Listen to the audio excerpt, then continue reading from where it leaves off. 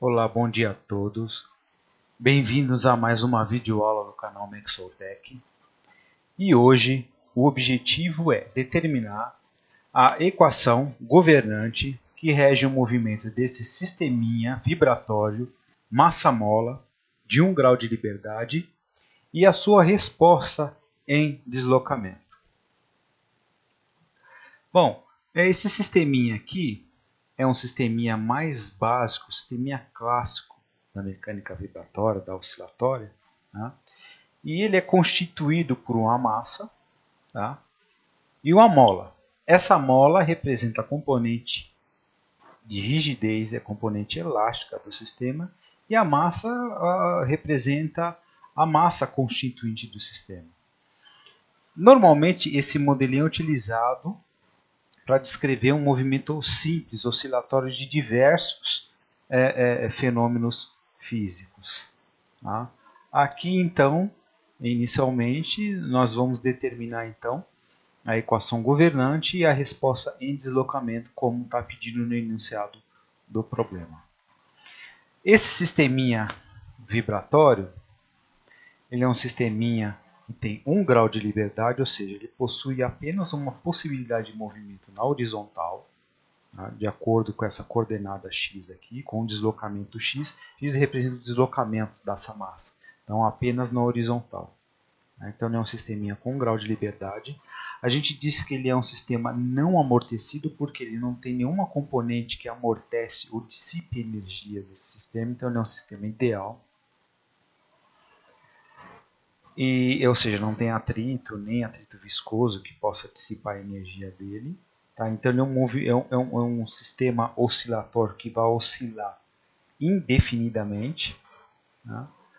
E o objetivo aqui é encontrar a equação governante, a equação diferencial de segunda ordem governante que rege o movimento do sistema, e a resposta em deslocamento, ou seja, a função x do deslocamento x em função do tempo, tá, desse sistema, como se dá o deslocamento desse sistema, o deslocamento oscilatório. Muito bem. Para isso, a ideia aqui é desenhar o diagrama de corpo livre desse corpo aqui, dessa massa do sistema. Essa massa aqui, as dimensões dela não é relevante no problema. O que interessa é apenas realmente a massa. Tá? Eu não estou levando em conta aqui, não se está levando em conta aqui as dimensões. As dimensões não são relevantes aqui dessa massa. Então a ideia é como se fosse uma massa concentrada. Então a ideia é fazer um diagrama de corpo livre dessa massa aqui. O que é um diagrama de corpo livre? É o desenho da massa e o desenho dos vetores força atuando sobre ela. Então, desenhando aí o diagrama de corpo livre, temos aqui a massa e duas forças atuando sobre ela. A primeira é a força da mola e essa F aqui é a força de inércia, a força devido à inércia da massa do sistema. Para entender como isso aqui está sendo composto, né, eu sei que as forças estão atuando na horizontal. Por quê? Porque o movimento do sistema só se dá na horizontal. Então as forças aqui no caso só atuarão na horizontal. Por que ambas as forças estão atuando para a esquerda?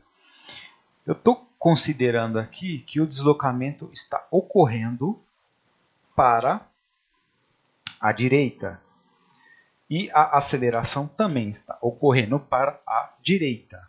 Então, supondo essa condição, né, vamos supor que essa condição de movimento, conforme a massa vai acelerando para a direita e se deslocando para a direita, eu tirei uma foto, eu tirei um retrato e congelei ela nessa posição. Então, essa posição congelada é onde eu vou determinar meu diagrama de corpo livre. Então, estou supondo que o deslocamento está ocorrendo para a direita e a aceleração está ocorrendo para a direita. Tendo isso em vista, a força da mola se dá para a esquerda. Por quê? Porque se o deslocamento da massa está ocorrendo para a direita, eu estou esticando a mola. Se eu estou esticando a mola, a tendência da mola é puxar a massa de volta. A força restauradora da mola tende a puxar a massa de volta. Com relação à força de inércia, Fi, essa força de inércia é justamente aquela componente massa vezes aceleração do princípio fundamental da dinâmica, né? Então, pelo princípio de D'Alembert, quando você, para fazer o equilíbrio de forças numa situação de equilíbrio dinâmico, então a componente de inércia tem que entrar na equação de equilíbrio. É justamente essa componente aqui, de inércia, que vai entrar, tá, na equação de equilíbrio. O que é isso, essa componente de inércia?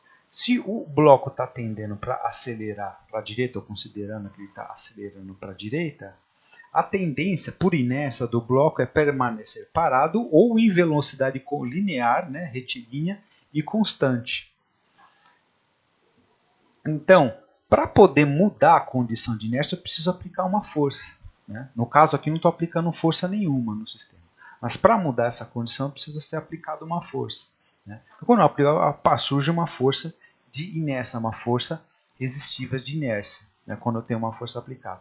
Agora, quando eu tenho um movimento acelerado, né, no caso aqui ocorre também devido à ação da mola, então a ação da mola, né, está ocorrendo aqui um movimento acelerado para a direita. Então, se ele está acelerando para a direita, existe uma força resistiva, uma força de inércia. A tendência da inércia é permanecer na condição em que ela está. Então, ela resiste a essa aceleração para a direita.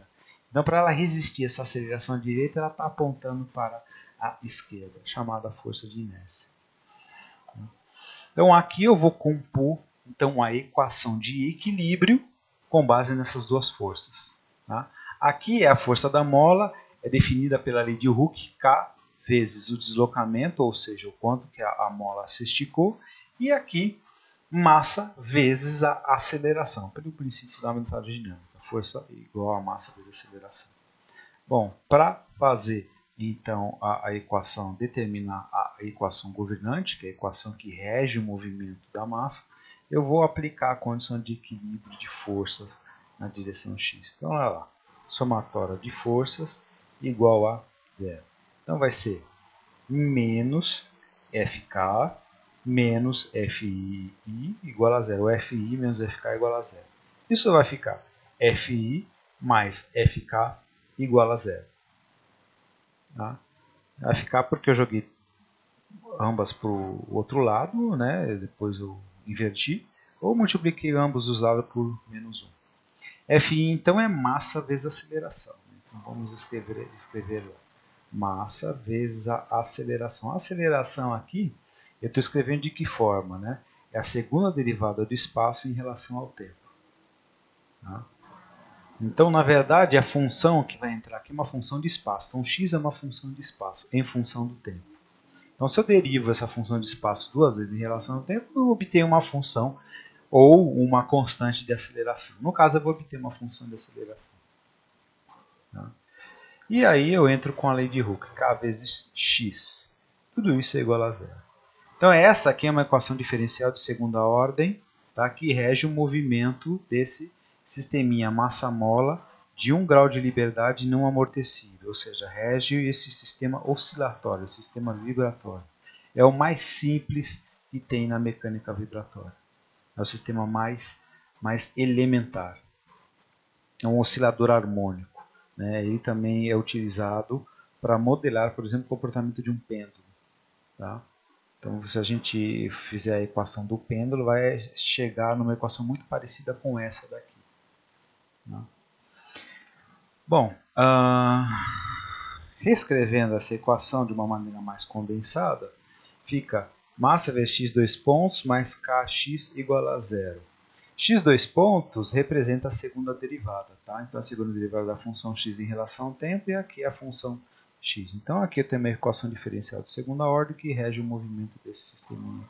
Então, essa aqui é a chamada equação governante do sistema. Tá? É uma equação governante simples, também conhecida no mundo da equação diferencial como equação homogênea. Tá? E a partir de agora, vamos nos dedicar a resolver essa equação de diferencial de segunda ordem. Por que resolver? Eu preciso... Qual que é a solução de uma equação diferencial? É uma outra equação. Então, qual a equação de interesse aqui? A equação x é justamente a função, né, de espaço em função do tempo, né? Função horária aqui, né, no caso. Tá? Eu preciso colocar justamente a função x, né, em função do tempo, ou seja, a função de deslocamento, tá, que depende do tempo. Eu vou encaixar ela aqui, derivar ela duas vezes, encaixar ela aqui, derivar ela uma vez, encaixar aqui, isso aqui tem que dar igual a zero. Então, eu tenho que encontrar uma função que tem essa característica. Tá? Então, daqui para frente, as próximas vídeos aula serão dedicadas para a determinação dessa função horária, dessa resposta em deslocamento em função do tempo. Essa é a primeira parte, então, da resolução desse exercício. Na segunda parte, então, o objetivo é iniciar a resolução dessa equação diferencial. Obrigado a todos. Assistam os próximos vídeos para entender como se obtém de uma maneira analítica a resposta desse problema, a resposta em deslocamento dessa função governante, dessa equação governante. Clique em gostei do vídeo, tá? Se inscreva no canal e bons estudos. Até o próximo vídeo.